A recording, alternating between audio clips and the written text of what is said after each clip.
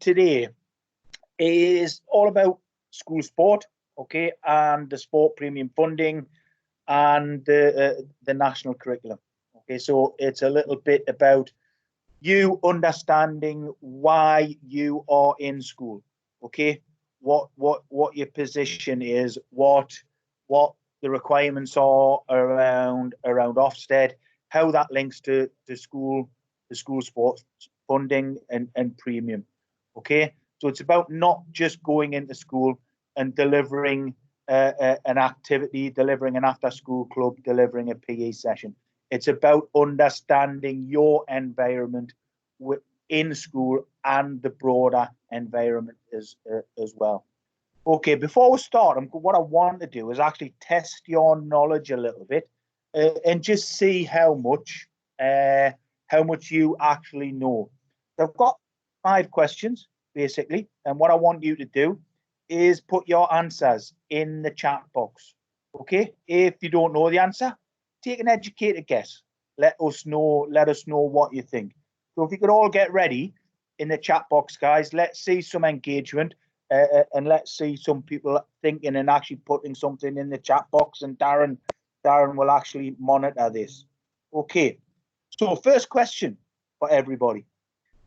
How many years has the school sport premium been actually going? So how many years have schools had access to the school sport premium? Okay, take a guess at that. Put your answer in the chat box. Darren, could you call out a few answers to me as they're coming in? So Brett said 25 years. James has said 10. Evers said 15. Hugh said 18. Harry said 15. Dan said 8. James said 10. Shazab says 10. George has said 30. Admin is 15. My friend Shazab from the Midlands should have this one. 20. Should have this one spot on, shouldn't he? Okay. Okay. So guys, the answer. Zab he said 10. Duncan. Yeah. All right. Okay. The answer to that is actually 7 years. Okay. School sport premium started in 2013, so it's seven years. Okay. Second question. Okay. When is the school sport premium being reviewed? Okay. As part of the government spending review, when is the school sport premium being reviewed? What year? When is it being reviewed? Okay. Put your answers in. And let's get a bit back from Darren. Tell us what they're putting in there, Darren. 21, 22, James 22, admin, Harris 21, Hughes 23, Heathers 22. George is each year. Oh, are we just waiting for Shazab or? Not yet. Yearly, Dan, Shazab's gone 22, Chloe's gone 23.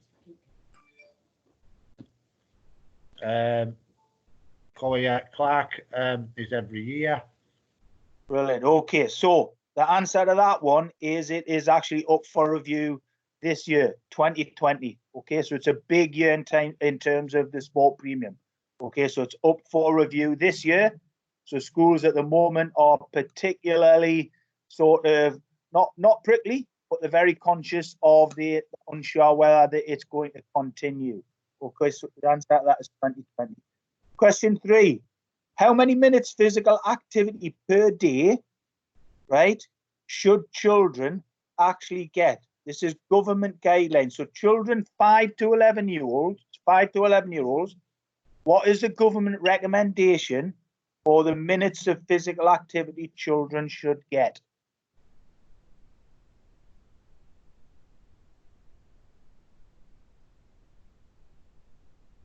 What we getting there, Darren?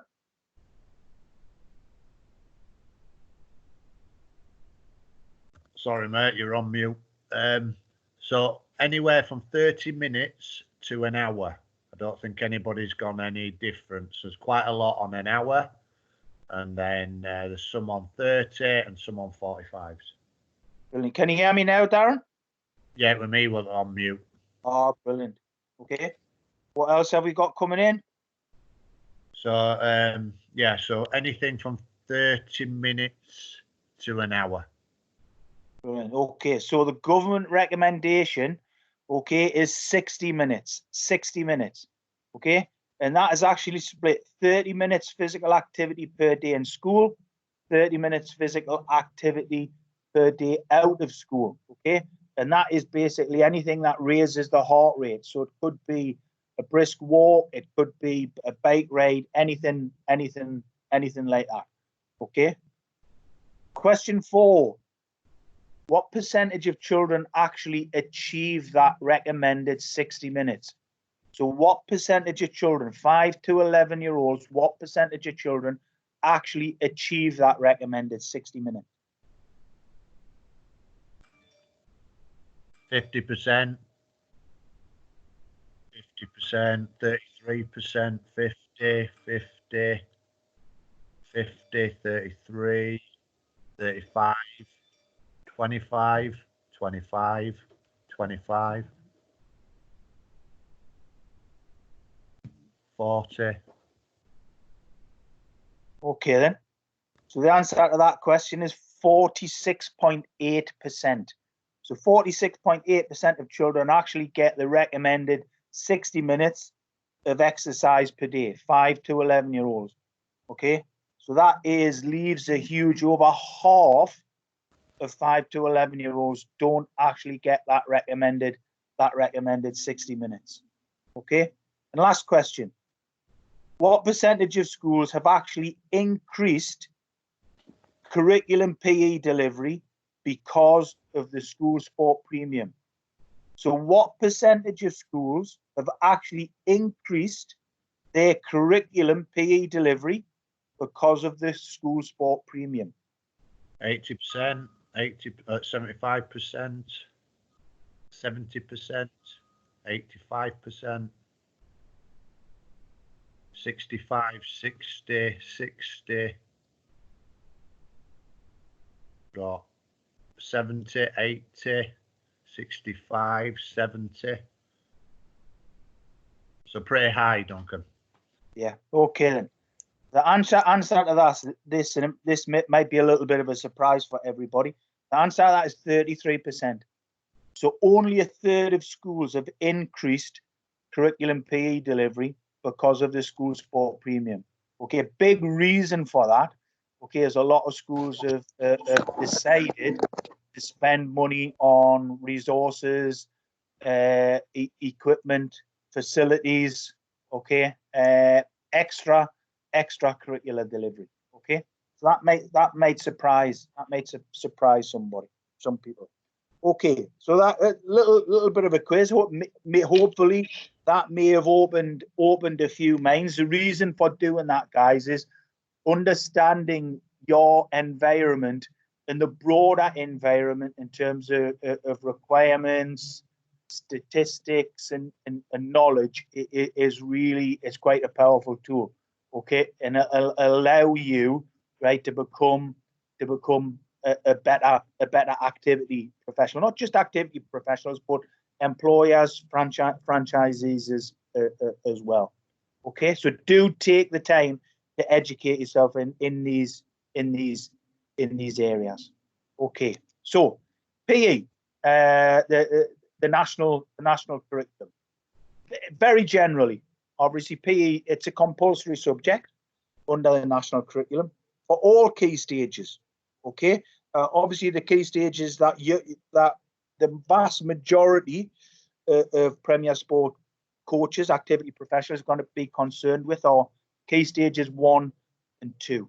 Okay, so the national curriculum, in broad terms, tells us what is taught or what should be taught at each key stage. Okay, local council maintained schools are required to follow the national curriculum. Okay, academies. So lots of you work in academies. Some of you may work in free schools. Academies and free schools don't necessarily have to follow the national curriculum, but they're required to provide a broad and balanced curriculum that promotes the physical development of children. Okay, so it's important that you understand that schools, especially council-run schools, must follow national curriculum programs of study. Okay?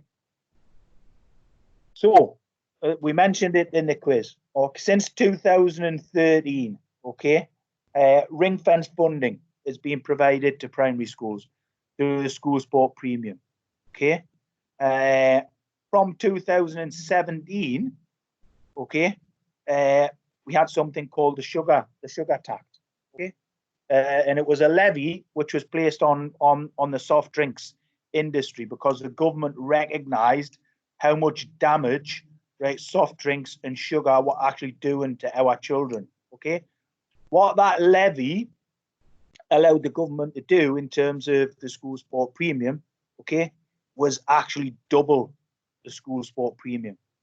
So what happened when the sugar tax came into effect in 2017 was school sport premium actually doubled from 160 million to 320 million, which obviously brought organisations like Premier Sport more opportunity to work and partner with schools to deliver on the national curriculum.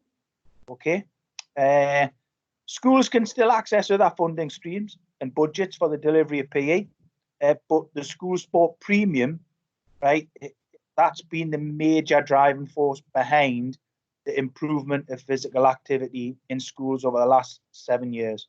All right.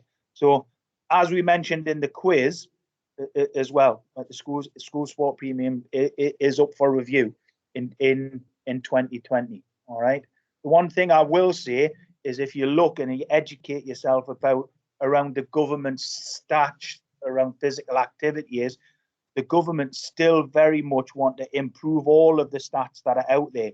So childhood obesity, physical activity levels, the amount of minutes that children get of exercise every day, right? Okay, the government want to continually improve and drive all of those percentages up. Okay, so you would have to ask yourself, right, if the government take away the sport premium this year in 2020 when it's reviewed, okay, will that actually allow those stats to increase and continue going up? Okay, I know, suppose nobody's got the answer, but my opinion is that it wouldn't make sense to take away the school sport premium. Okay, but we have to bear in mind what's happening at the moment, the amount of finance government are having to put towards things that are going on at the moment. So I suppose nobody has the answer, and as businesses, Premier Education Group as an organisation, I suppose we all have to prepare for whatever happens. But at the moment, it's very much continue as things have been for the last 7 years in terms of funding. Okay. School sport action plan and children's activity levels. Okay, we mentioned this and we spoke about it in the actual quiz. That 60 minutes of physical activity for children every day it is part of a report which led to what's something called the school sport and activity action plan. That was actually created and put out there in July 2019. And that's where the 60 minutes of physical activity every day from children, that's where that came from. Okay, 30 minutes taking place in school, 30 minutes taking place out of school. And as I stated, that's something that raises the heart rate. It could be a brisk walk. It could be children being out on their scooter doing a bike ride. Okay, it could be things linked to Premier Sport. It could be the golden mile. It could be an extracurricular club. Okay, but the key thing about that 60 minutes of physical activity, everybody who's listening, you know that stat now, but in your schools, lots of people in your schools don't know it. Lots of head teachers don't know it. Lots of schools don't understand it. Lots of teachers, lots of parents.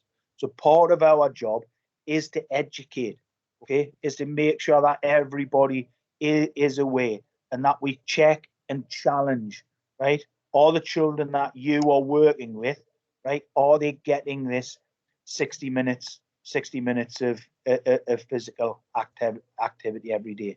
Okay, we can't just ignore that. We have to challenge and we have to check. Okay, so this, together with the School Sport Premium, offers Premier Sport. It offers us as coaches, activity professionals, opportunity. Okay, but as I've mentioned, we need to be prepared, and we always need to be leading the way. Okay, Premier Education Group, Train with Premier, right? We are continually providing and planning and delivering leading qualifications, apprenticeships, and training.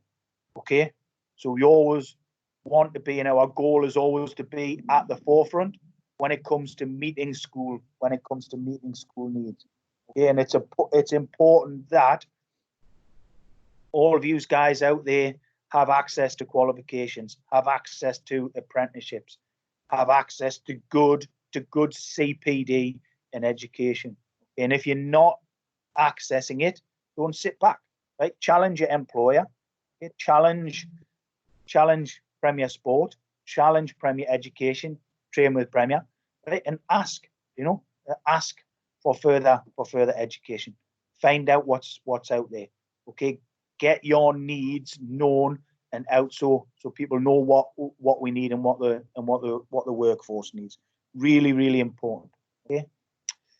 So physical activity, some simple data, and again we covered this in the questions asked at the start.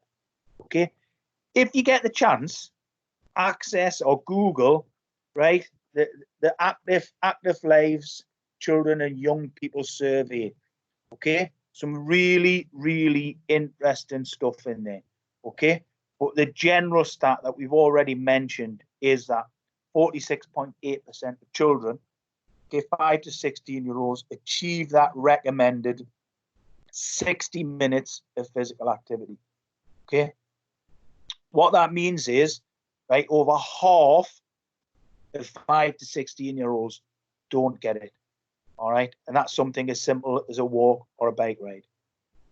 Many schools don't understand these statistics, okay, and many schools don't react to these statistics. Okay, if we have the knowledge, if we understand these statistics, that's quite a powerful tool. Okay, if we can get that out there and we can point that out to schools and say, look, we can help you achieve that statistic.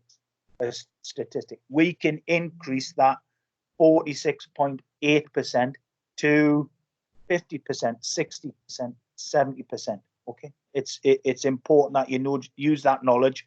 And again, it's a cliche, but I'll mention it. It's a powerful tool. Knowledge is a powerful tool.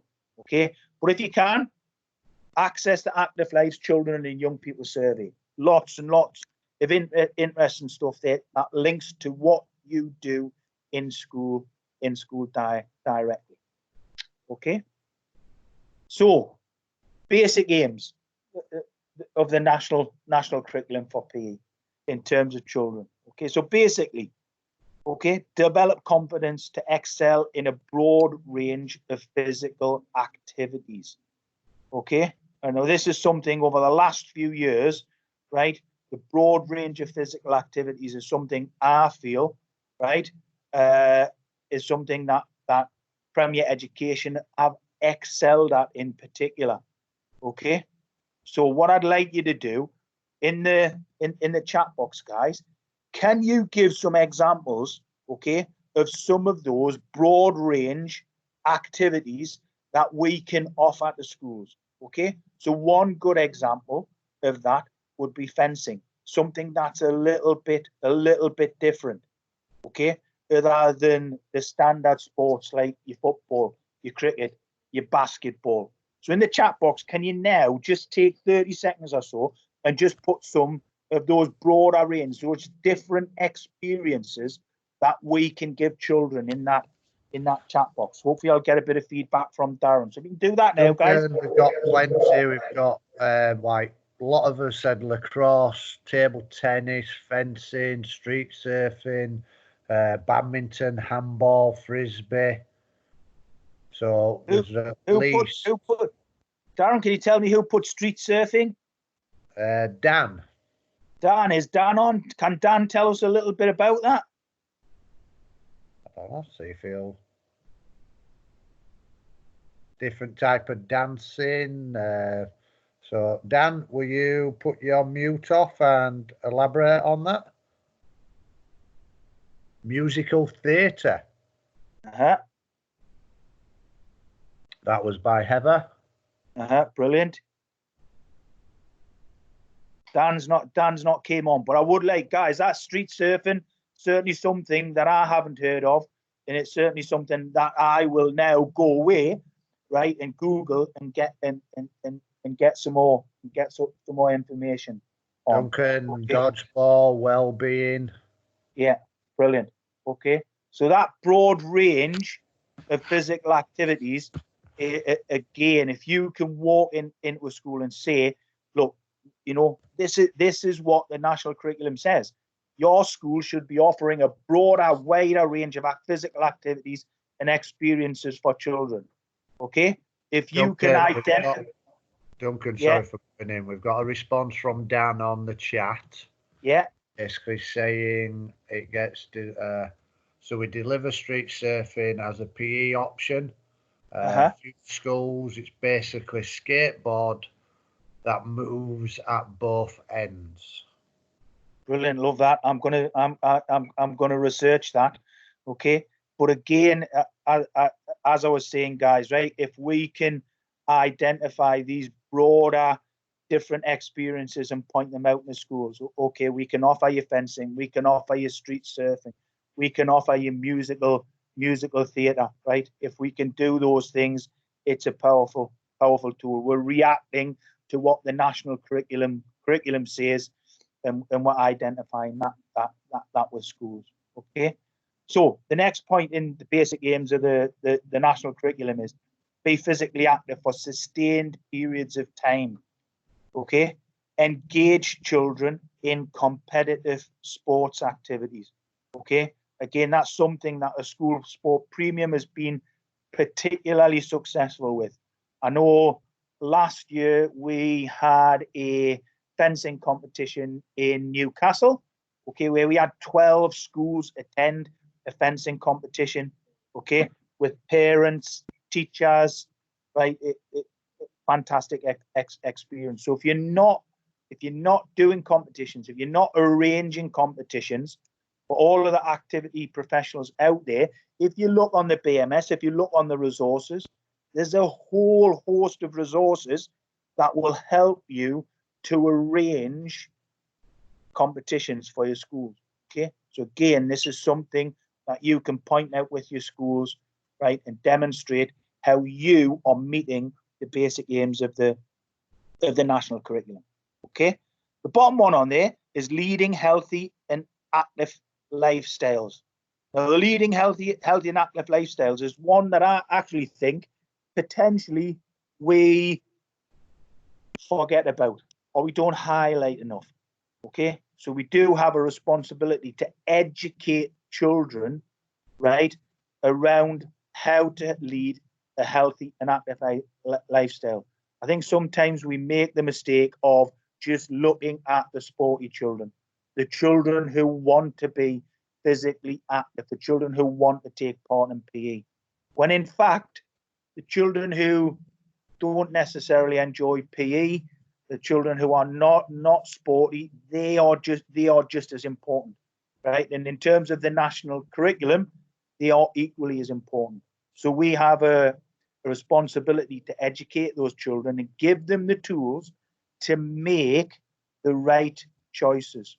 Okay, so ask yourself a question, right? You know, you may have a child who doesn't like football, doesn't like being in a team environment, right? But actually, they may love, right, going for a walk with the parents for an hour after school, or a couple of hours on a weekend.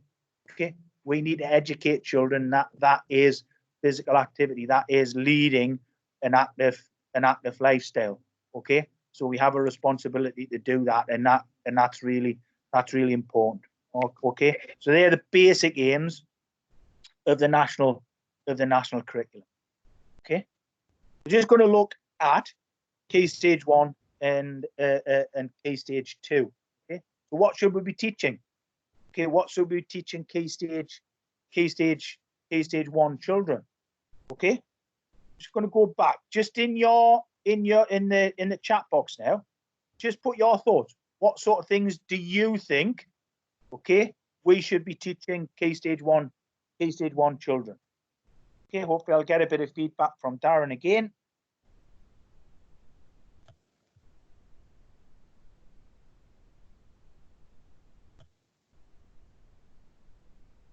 Darren, are you on mute? No, I'm not on mute, mate. I'm just waiting for some responses. Fundamentals, teamwork, basic movement, catching, throwing, multi-skills, throwing, catching, basic throwing and catching and coordination, basic movement, fundamental movement, coordination skills, balance and coordination, moving into space. Brilliant, pretty good, guys. Okay, good knowledge here. Okay, but for everyone, yeah, basic health and well-being. Yeah, brilliant. So for every one of you that has an understanding of what we should be doing at Key Stage 1, my experience is there's another coach out there who doesn't understand it. Okay, and I've been in many schools where I see really bad examples of not understanding what we should be doing, right, with children of different different ages. So it's really important that you do understand. Okay, so Key Stage 1, right? Children should develop fundamental movement skills, become increasingly competent and confident, and access a broad range of opportunities to extend their ABCs, right? Agility, balance, and coordination. Individually, so on their own, and with others. Okay, so at that age of Key Stage 1, that working with others, that cooperating, that developing and creating relationships, right, is vitally important. Okay, they should be able to engage in competitive and cooperative physical activities. Okay, both against the self and against each other. Okay, and that should be done in a range of increasingly challenging situations. Okay, so they should experience competitive games. They should be able to challenge themselves.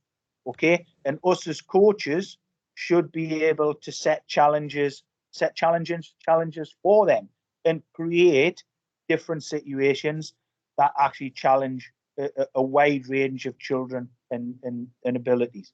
Okay, pupils should be taught to master basic movements, right, including running, jumping, throwing, and catching. Okay, so just to let you know, one of the things that I always do as a coach, if I'm working with a reception or a Key Stage 1 class, it's the first time I've ever worked with them, and I want to understand, get a little bit of an understanding about the class. What I'll actually do is I'll start the lesson and I'll ask the class to find a space. Okay, then I'll ask them to run for 30 seconds. Okay, and the only rules I have for that 30 seconds is they have to stay on their feet. Okay, they have to change directions regularly, and they have to be totally quiet. Okay, for 30 seconds. So just ask yourself, do you think a Key Stage 1 class could actually do that? Do you think a reception class could do that? Or do you think some of the children will throw themselves on the floor? Do you think some of the children won't be able to change direction and will just run round in a huge circle? Do you think all of the children will be quiet, right, for the full 30 seconds. Try it. The next time you're working with a Key Stage 1 class, try it. Okay? All right? Well, that ties into that mastering basic movements, running, jumping, throwing, catching. Okay? As well as developing balance, agility, and coordination, and begin to apply these in a range of activities. Okay, if some of my apprentices out there have probably heard me say this before, but I go into schools and I'll see, and a classic example of this is football clubs, right? Football clubs will send a coach into a school. They'll do a football session with a Key Stage 1 class, a Year 1 class. Tell me in the chat box, give me your opinion. What is the first skill a football coach would ask a Year 1 class to do? In the chat box. Pop it in the chat box, guys. Tell me what you think. A football coach from a with the ball, football dribbling. Ball control, dribbling and passing, ball control.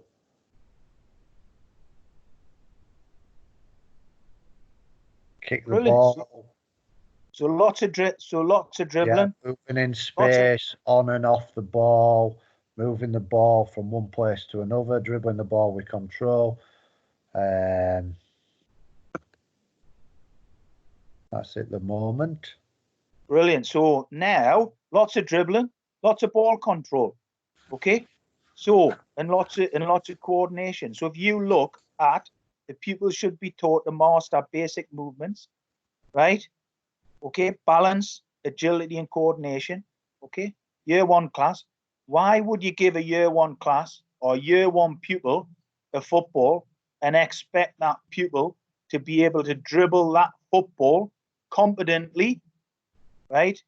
When you don't know whether they have reasonable balance, whether you don't know whether they have reasonable agility or reasonable coordination. Okay, what you're actually doing, right, you're actually promoting failure. You're giving them a football, and if they don't have balance, if they don't have agility, if coordination, they're going to struggle. Okay, so these are the things that we need to understand in terms of Key Stage 1 children. Okay, and the last one at the bottom: participate in team games, developing simple tactics for attacking and defending, perform dances using simple movement patterns. Okay, so participating in the key thing there is games. Okay, so experiencing games, developing tactics for attacking and defending. That might be in dodging, it may be tag games. Okay, lots of different things. And the last one: perform dances using simple movements, right? Developing creativity, okay, and experiencing different ways to move. Okay, so that's Key Stage 1.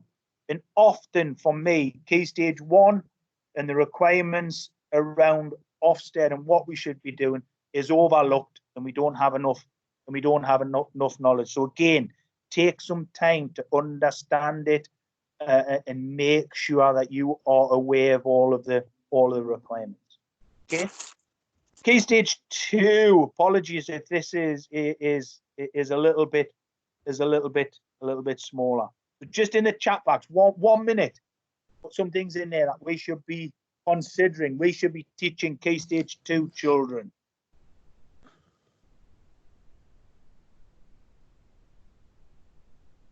You got any things going in there, Darren? Not yet, mate. Teamwork, team games, sending and receiving, multi-skills, basic activities for each sport, communication skills, understanding tactics in team and individual sports, promoting healthier lifestyle, tactics, challenging,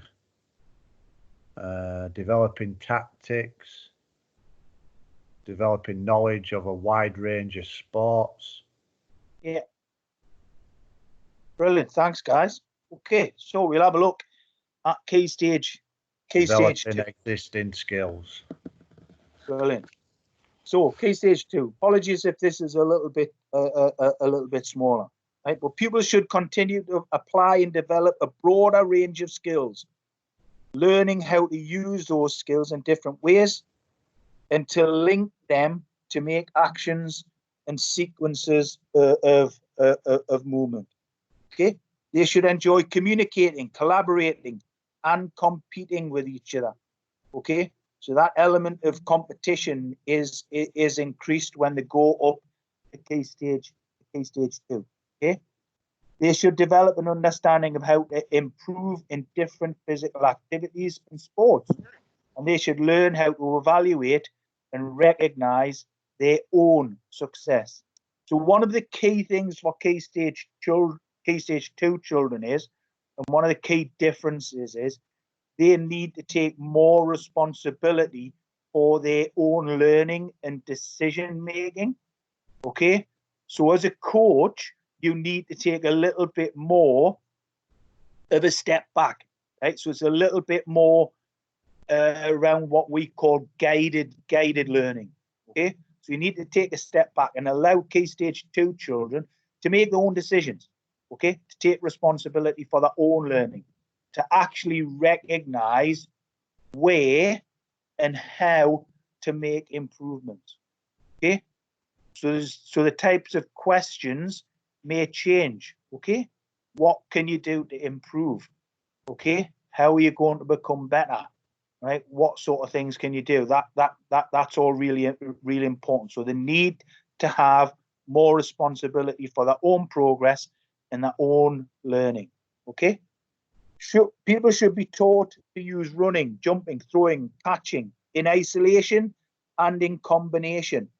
Okay, so combining skills. So the key stage 1 children could be potentially, right, catching large balls in a static position.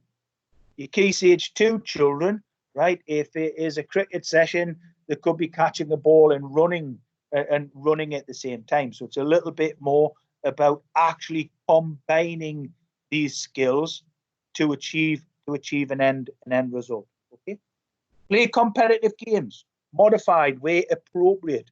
For example, badminton, basketball, cricket, football, hockey, netball, rounders, and tennis, and lots of the other things that you guys put in the chat box at the beginning.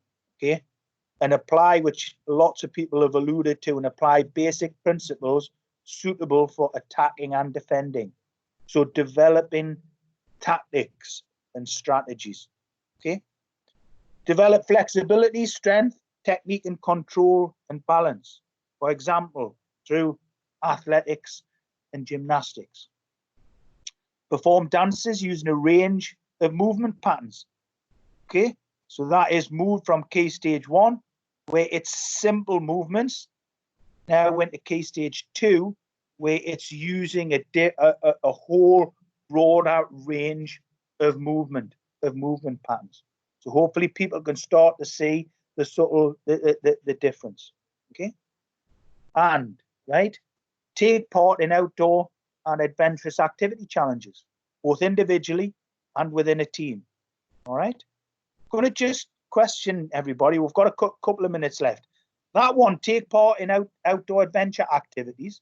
Okay, I'm interested to see how different franchises look at outdoor adventure activities as part of the curriculum, right? So can you put in the chat box some examples of outdoor adventure activities that you have delivered in school during summer term?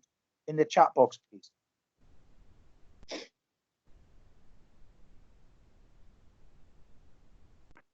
Have we got anything going in there, Darren? Not yet, mate. Forest School by Dan. We've got Brilliant. orienteering. We've got rock climbing, orienteering.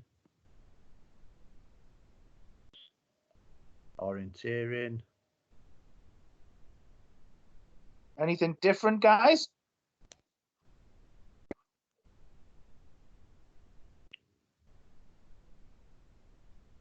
moment, Duncan. Nature trails, anything like that, guys. But it is important, and again, this is where the education comes into it. If you can see in Key Stage 2 that outdoor adventure activities as part of the curriculum, right? If the school is not providing that, right, or if you are not providing that, if you're in a school over a year and you're not doing that as part of the curriculum for Key Stage 2, it needs to be pointed out. It needs to be pointed out to your line manager, to your employer, right? Can I have the resources? Can I have the CPD? Can I have the training to do this, right? If a school are not providing it, if a school don't want it as part of the curriculum, it's up to you to educate them and get that message across, to ensure that you're delivering that broad range of activities and meeting the national curriculum guidelines. Okay. The last one on there, compare their performances with previous ones and demonstrate how to improve, right? How to achieve their personal best. That personal best is a key, it's a key statement, okay? And as coaches, as activity professionals, as teachers, we need to understand that the personal best is different for all children, okay? Personal best for one child may be something totally different for another child. Okay, so I have a saying: success for everybody, but success for everybody looks different. It's really important that you understand that as a coach. Okay, all right. So very quickly, guys, because we've got 1 minute left. Sport premium key findings, right? Almost 90% of schools thought that confidence, knowledge, and skills of all staff in teaching PE had increased a little or a lot since Sport Premium came in. Okay, more than 80% of schools thought that the level of competitive sport being offered has increased. Okay, 80%. Around 80% of schools that thought that the proportion of pupils doing 30 minutes of exercise a day, right, in school had increased a little or a lot. Don't forget that over 50% who are not accessing that 30 minutes during the school day and 30 minutes outside of school. Okay, 90% of schools indicated that there is now a broader range of PE being offered. Okay, so don't underestimate the role that we have to play in that, in offering a broader range of sports and activities, some of which you have identified in the chat. Okay. In terms of the use of the premium, one of the most common statements is, right, that lots of schools have used it to buy new equipment or improve facilities, upskill existing staff, and increase extracurricular sport. So take the time to understand why the sport premium is there, what your part is in delivering the outcomes of the sport premium, okay, and what the results have been. Okay. Why do schools need us? It's important that you understand that. Schools use their PE and sport premium funding to bring specialists in to support them. You are the specialist. Make sure schools understand what you can offer them. Okay. Ongoing continued professional development, CPD for teachers. Okay. The vast majority of you will know more than the average teacher knows about PE. It's important that you utilize that and you make sure that you're trying to upskill teachers as part of the school's book. Okay. Particular PE teaching in areas the school has identified as being weaker. Okay. Gymnastics, fencing, archery, table tennis, and a broader range of experiences. Those things are things that schools are not good at. We and you, as an activity professional, can provide those things. Okay. Schools need us for some or all after school clubs. Okay. If you're in a school delivering one after school club, can we get another after school club, broadening that range of experiences? If we're delivering a fencing club, can we get an archery club as well? Can we get a table tennis club? Can we get a dance club?